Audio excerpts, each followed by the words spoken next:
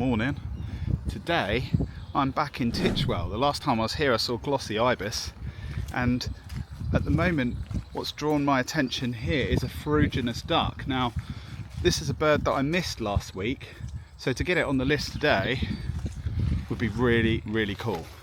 Also be keeping my eye out for glossy ibis too, and while I've already had that on my year list at this exact spot, be such a cool bird to see again, and maybe if I'm lucky get some even better footage.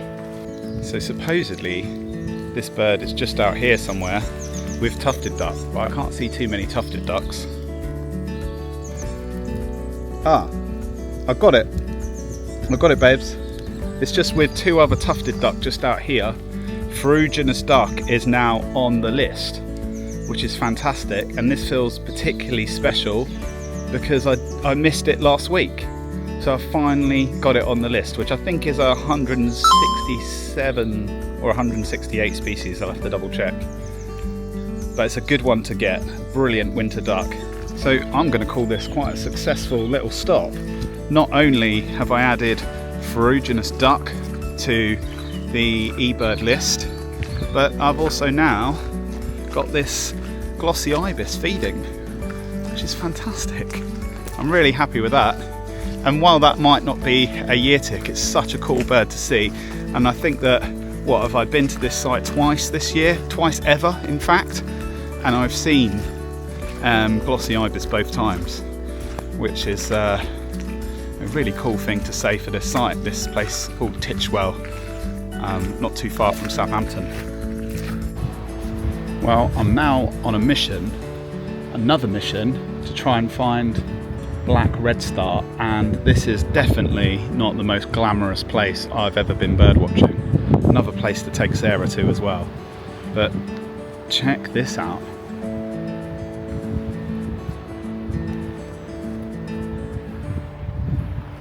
Yeah, it's not stunning, is it? And I've just seen it fly.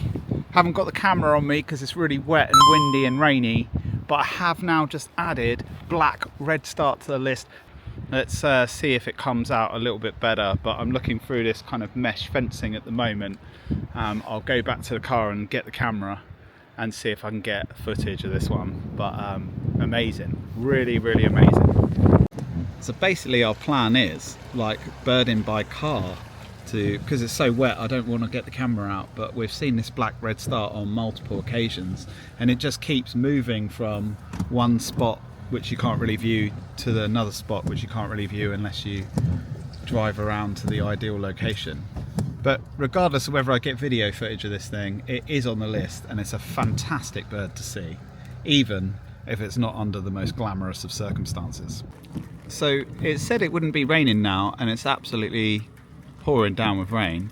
And then this spot here, just on the corner of this building, is where the black redstart has been landing on multiple occasions. So my plan now is just to wait here and see if it comes back. Whether that will work or not, I'm not sure. Well, finally, after playing a long waiting game in the rain, hiding in the car, using the car as a mobile bird hide, we were able to get some video footage of that black redstart, which is fantastic.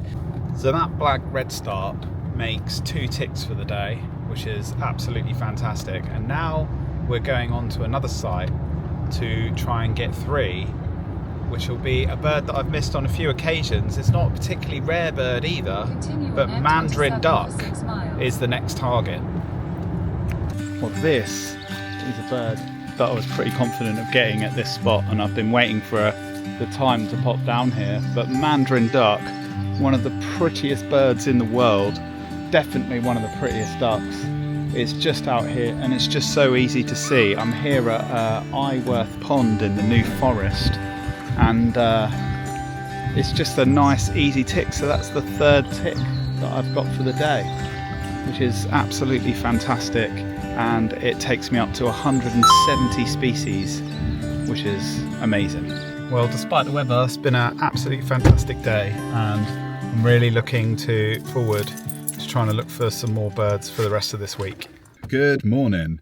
Well, what a day it was yesterday. Lots of ticks, fantastic day's birding. And when I woke up this morning and had a look at eBird rankings, I was actually joint 6th, which is the highest I've been all year. Let's see how long that continues. But today I'm off to Somerset. There are quite a few targets on the cards today, so let's see what I can find. Well, first stop, Burnham-on-Sea. Not for the first time this year, but for the third. And I am looking for a bird that I just keep missing. I've really struggled with this one, and this might be a theme of the day, but Kentish plover is my first target today. No, I think looking out here, it's all the birds that would be hanging around with the Kentish plover are all too far away. Ring plover in particular, I can't see any. So again, I've probably timed this wrong. The tide is a lot higher than I expected. I thought being here 2 hours before high tide would be a good time to be here, but there's not a lot of beach space for them to sit on. And I think the island all the way out here, the birds are all sitting on the other side of the island. I briefly saw some dunlin just as I got here fly up and then fly over to that side. So I'm not going to spend long here at all, because I just don't think that this bird is going to happen. But on to the next one. Well, that's a bit disappointing. I was on a roll after yesterday, and this feels like quite a big dip, especially to miss it once more. The next bird, however, I'm going for will be a real thrill if I get this. That is my ultimate Nemesis bird of the year. It's been sighted yesterday and it's also been seen this morning, so let's go and take a look and see if it's still there. So this next adventure I'm particularly excited about. There's some massive flooded fields, and supposedly in these flooded fields there's a ring-necked duck, which I don't need for the year, but there's also my absolute 100% Nemesis bird, red-necked grebe. So it's just right next to a road here, and then to the right hand side, this is where all the floods are. It's quite extensive. I'm not sure whether I've seen floods of this magnitude before. This is quite impressive. So hopefully there's some good birds on it. Well, I've had a little scan just before I'm getting to the viewing point. No signs of red-necked grebe or ring-necked duck here. So there are a lot of birds out there though. A lot of ducks. So I think it will take a while to scan through everything. There was a birder here just ahead, but he's just gone, so I can't ask him any questions. So I'm going to have to try and find this bird myself, I think, which is just that little bit harder. So I'm just going to view from this little bridge here, which is where the other guy was, and then look out across quite an expansive bit of water. Well, I haven't seen any species of grebe so far. I've been here about 5 minutes, so again there's quite a lot of water to search through, so I'll keep looking. I haven't seen the ring-necked duck either, but I haven't really been concentrating on going through the tufted ducks yet. But it was reported a couple of hours ago, so I'd be really unlucky not to get it, but this has been my bogey bird, so we'll see. Anyway, better get back to looking. So we have been here for quite some time, and I was just about to leave actually. I've just been looking up potential spots for hooper swan, and right in front of us, actually quite close, a red-necked grebe has just appeared. It's finally on the list. 7th time lucky. I thought it was meant to be 3rd time lucky, but my Nemesis bird is finally on the list, and it does make up for that Kentish plover that I missed earlier. This is a massive highlight of the last couple of days, and definitely the best bird in this video. Well, I can't quite explain what it's like to miss a bird so many times and then finally have it on the list. I think this is the first time this year, which has reminded me of the New Zealand big year that I did in 2021, which was all in, all my money, all my time spent on that. And I kind of don't want this year to be quite as obsessive as that, but I don't know, like when you go for something and 7 times, miss it, and then finally get it. You get the bug, you get the dopamine hit or whatever it is, and you just want more. So anyway, yeah, amazing to have that on the list. And the fact that you could see some of the redneck, the fact that it was so close, it must have just been sitting on the bank or something. Very unusual for redneck grebe, really nothing, not the habitat or anything that I would expect. But it's the first time I've ever seen a redneck grebe with a red neck. I've only ever seen them in winter plumage. So that's fantastic. Like really, really good. Potentially my bird of the year so far. And now I'm going to try and look for some more birds. So keep watching and see if I can add another one today. Well, I can't really stop here, but there is loads of cattle egrets just out here, like absolutely loads. I don't know, what would I get? There's a lot of gulls and little egrets in there as well, so it's hard to estimate, but you know, there's got to be over 100 easily, which is amazing. Anyway, carry on. Next spot.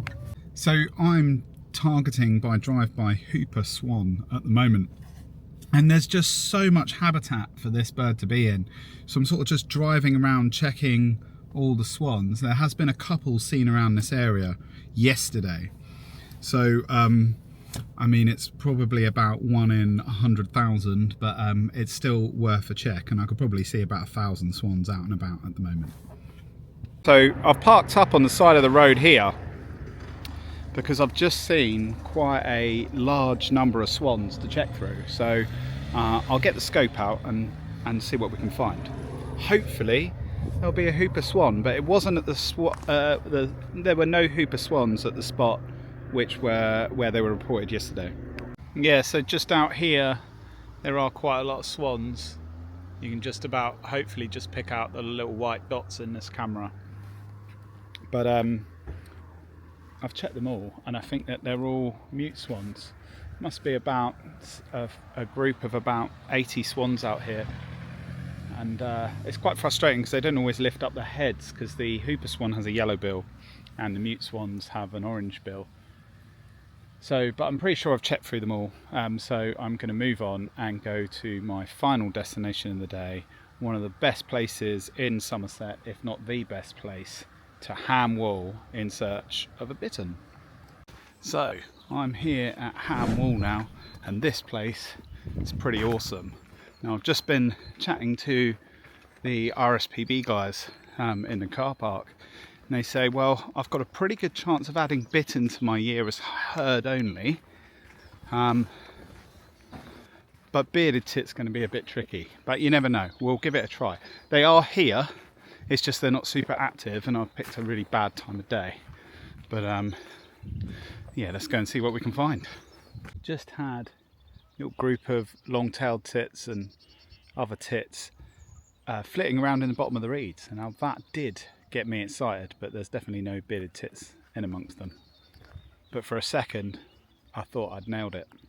So hearing a bittern would be enough for me to count it this year. The rules I'm kind of going by is herd only is fine, unless it's a lifer.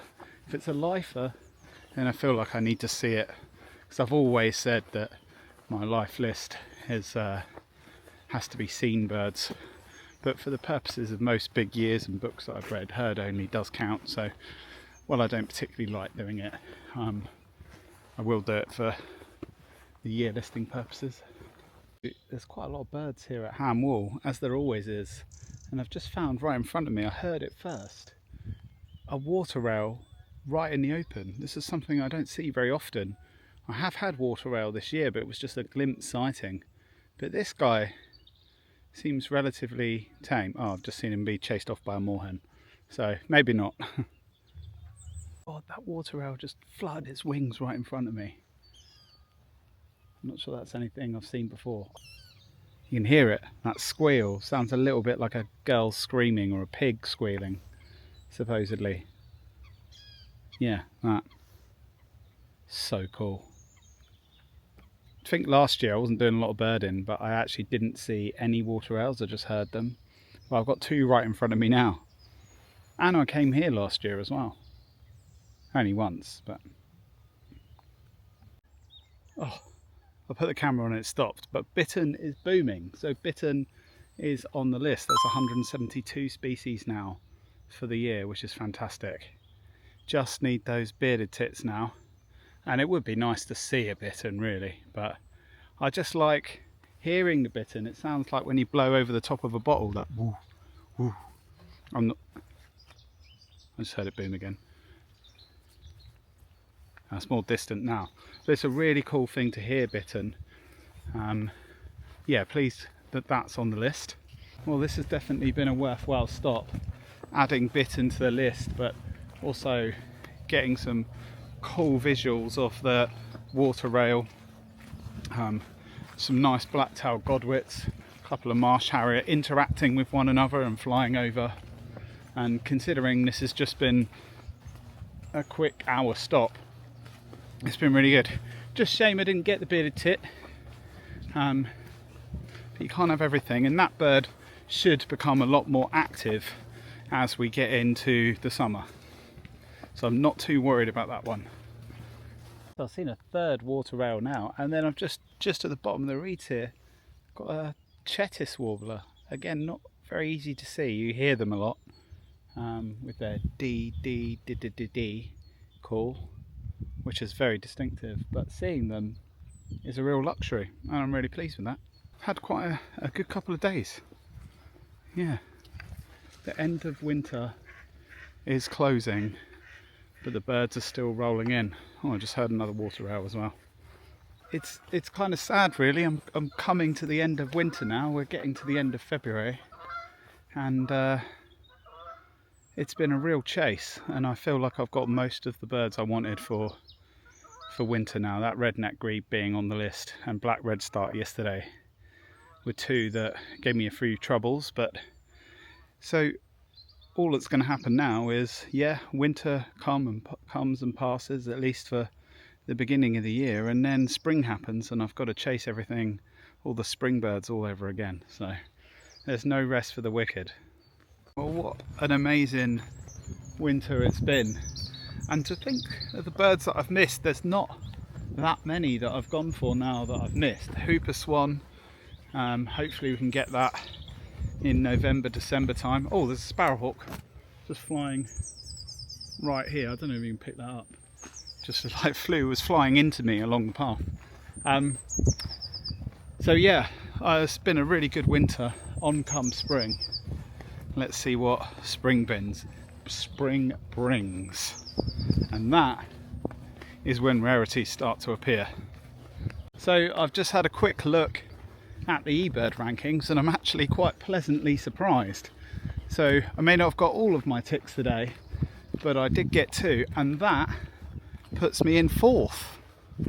I mean, I'm pretty chuffed with that. I'm not saying this is going to continue. I'm not saying I'm challenging for number 1, but it is just really cool because my target last month was to be in the top 10, and to think that I'm number 4 just feels like quite an achievement. But regardless of the numbers, you know, because of some people that's not important, and I totally get that. It's been just fabulous, just birding and seeing all these birds that I haven't seen for a long time, particularly after living in New Zealand for 9 years and coming back. A lot of these birds are kind of new and interesting again. They're fresh, and it's just lovely to just wander around birding as much as time allows and just try and find birds. I'm absolutely loving it, I really am. So if you're enjoying these videos, I'd really appreciate it if you, oh, there's a great toe above my head. If you're enjoying these videos, I'd really appreciate it if you did like and subscribe to the channel. It goes a long way to helping me achieve my ambitions, and helps grow the channel and spread the word. So yeah, I'd really appreciate it if you could. Thank you very much for watching.